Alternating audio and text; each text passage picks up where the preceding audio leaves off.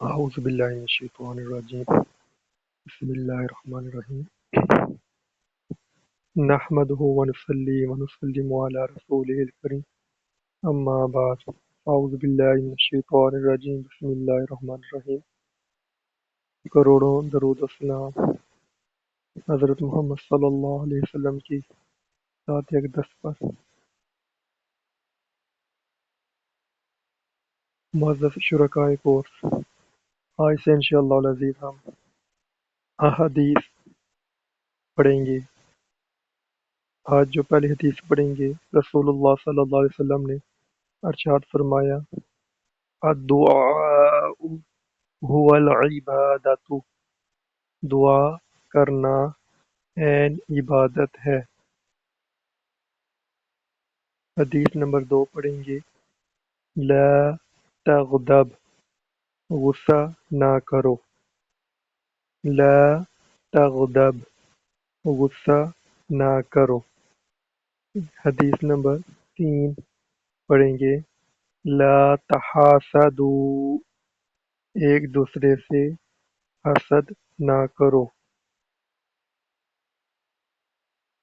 حدیث نمبر 4، نبی کریم صلی اللہ علیہ وسلم نے ارشاد فرمایا، لا تباغضوا، ایک دوسرے سے بغض نہ رکھو۔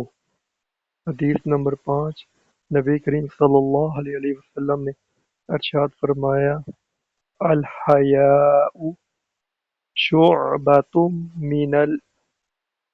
شعبۃ من الایمان، حیا ایمان کا ایک حصہ ہے۔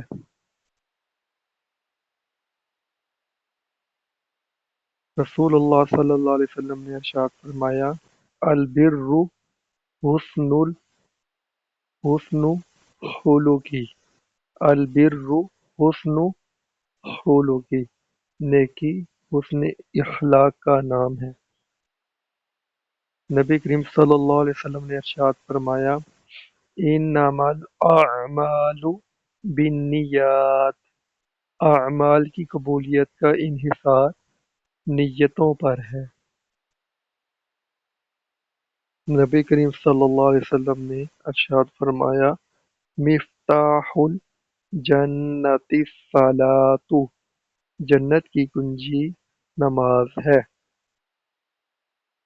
نبی کریم صلی اللہ علیہ وسلم نے ارشاد فرمایا، کل معروف صدقۃ، ہر نیکی صدقہ ہے۔